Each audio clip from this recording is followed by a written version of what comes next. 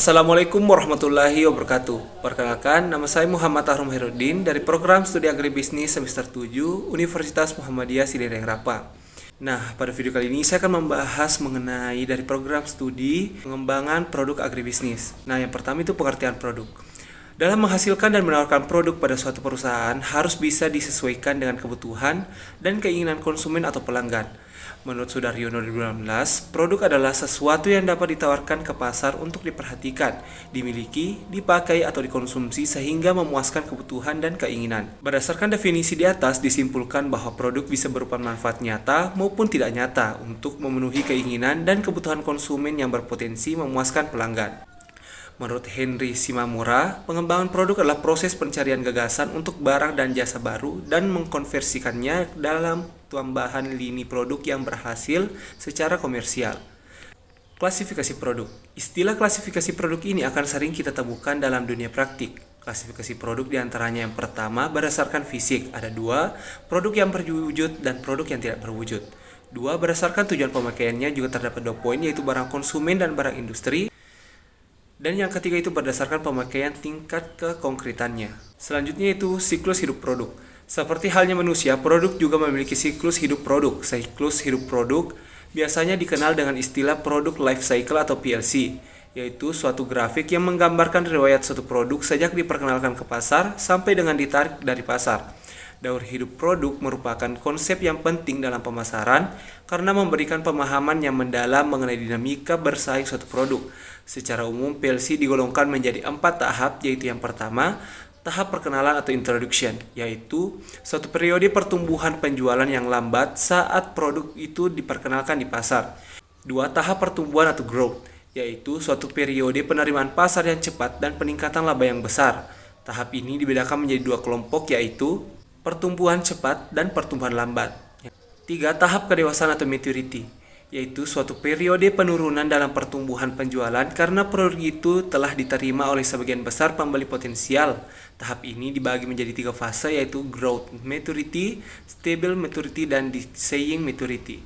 Dan tahap yang terakhir yaitu tahap penurunan atau decline, yaitu periode saat penjualan menunjukkan arah yang menurun dan laba yang menipis. Pada tahap ini ada beberapa alternatif yang harus dilakukan, yaitu pertama, menambah investasi agar dapat mendominasi atau menempati posisi persaingan yang baik.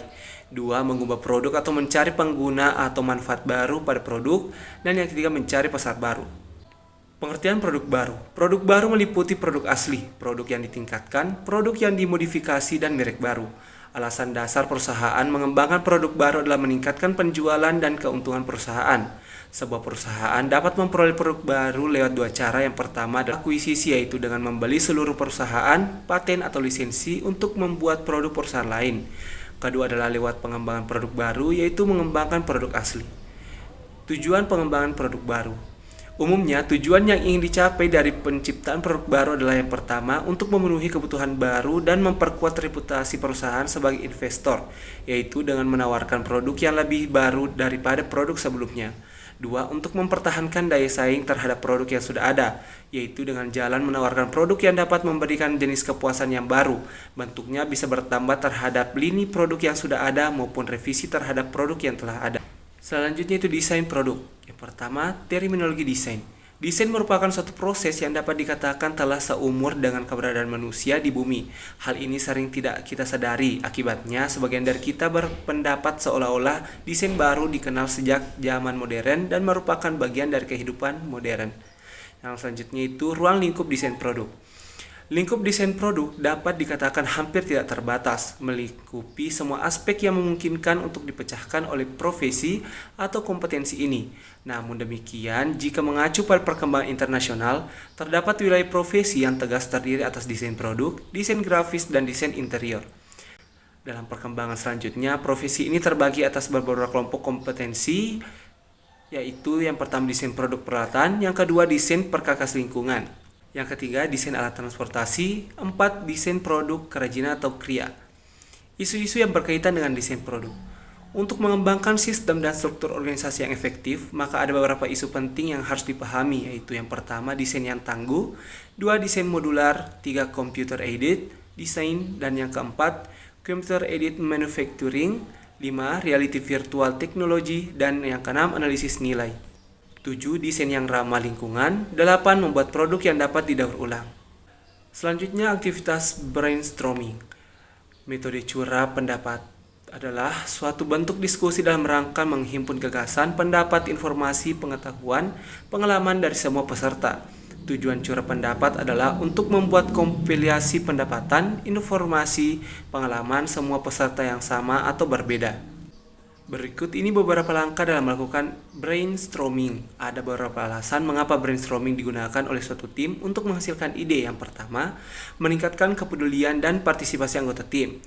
Menghasilkan banyak ide dalam waktu yang telah relatif singkat, mengurangi keinginan anggota tim untuk merasa paling mampu dalam memberi jawaban yang benar. Beberapa aturan brainstorming adalah: yang pertama, peserta ditempatkan dalam suatu informal. Peserta didorong berlaku liar secara intelektual. Tidak boleh ada yang mengecam ide orang lain. Semakin tidak biasa atau gila idenya, semakin baik. Semakin banyak saran, semakin baik. Ide-ide dapat digabungkan sampai berkali-kali. Semua ide dari peserta dibutuhkan. Semua peserta berstatus setingkat. Nah, selanjutnya itu beberapa langkah pembelajaran yang menggunakan metode brainstorming. Yang pertama, pemberian informasi dan motivasi, identifikasi, klasifikasi, verifikasi, dan konklusi. Langkah mendesain produk. Berikut langkah-langkah mendesain produk. Yang pertama, identifikasi kebutuhan, kumpulkan ide, menyaring ide, menganalisa ide tersaring, menentukan ide yang paling mungkin, persiapan perwujudan, membuat sampel yang diuji, pengujian pasar, produk dan pemasaran dalam antri yang sesungguhnya. Yang terakhir, purna jual dan evaluasi. Sumber ide atau gagasan. Yang pertama, internal, bagian penelitian, konsultan perusahaan, tenaga penjualan, peran aktif semua pihak. Yang kedua, eksternal, kecenderungan pasar, masukan pelanggan, pesaing, peramalan. Alternatif pilihan dalam desain produk adalah: yang pertama, mengembangkan produk yang benar-benar baru. 2. Penambahan produk yang telah ada, yang seperti diversifikasi konsentrik, diversifikasi horizontal, diversifikasi konglomerat. 3. Modifikasi desain produk yang telah ada. 4. Mengembangkan produk lokal yang belum pernah ada. Dan 5. Meniru produk yang telah ada. Ciri desain produk yang handal adalah sebagai berikut. Yang pertama, memiliki perkiraan umur atau lama pengguna yang baik, mampu berfungsi untuk penggunaan normal maupun ekstrim, dan yang terakhir, tidak terlalu bergantung pada komponen kritikal. Selanjutnya, proses pengembangan produk baru. Tahap-tahap pengembangan produk baru. Untuk mencapai hal itu, perusahaan tentu harus mengikuti langkah-langkah dari pengembangan produk ini secara sistematis. Tahap proses pengembangan produk menurut Ricky W. Griffin dan kawan-kawan 2006. Yang pertama, gagasan produk. Pengembangan produk dimulai dengan pencairan gagasan bagi produk-produk baru. 2. Penyaringan. Tahap ini dirancang untuk menghilangkan seluruh gagasan produk yang tidak berhubungan dalam kemampuan atau tujuan perusahaan. 3. Pengujian konsep setelah gagasan disaring. 4. Analisis bisnis setelah mengumpulkan opini konsumen. 5. Pengembangan prototipe sewaktu perusahaan telah menentukan potensi profitabilitas produk. Dan yang terakhir, pengujian produk dan uji pemasaran.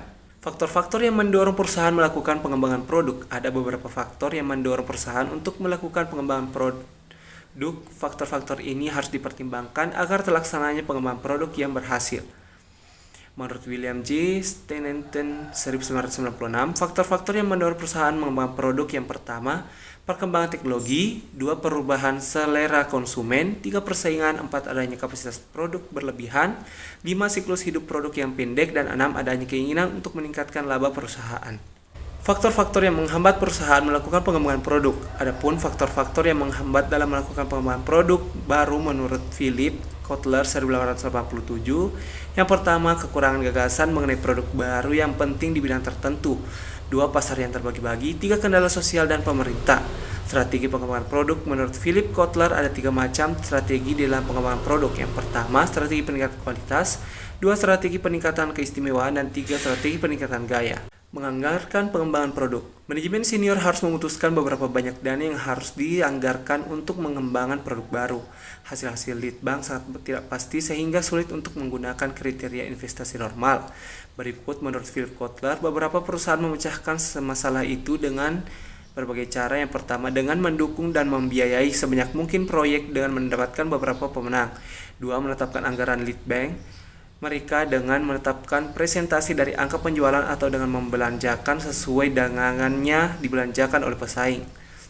Tiga, dengan memutuskan beberapa banyak produk baru yang sukses mereka inginkan dan bekerja secara mundur untuk memperkirakan investasi lead bank yang diperlukan. Nah, mungkin itu saya yang sempat saya sampaikan pada video kali ini. Assalamualaikum warahmatullahi wabarakatuh.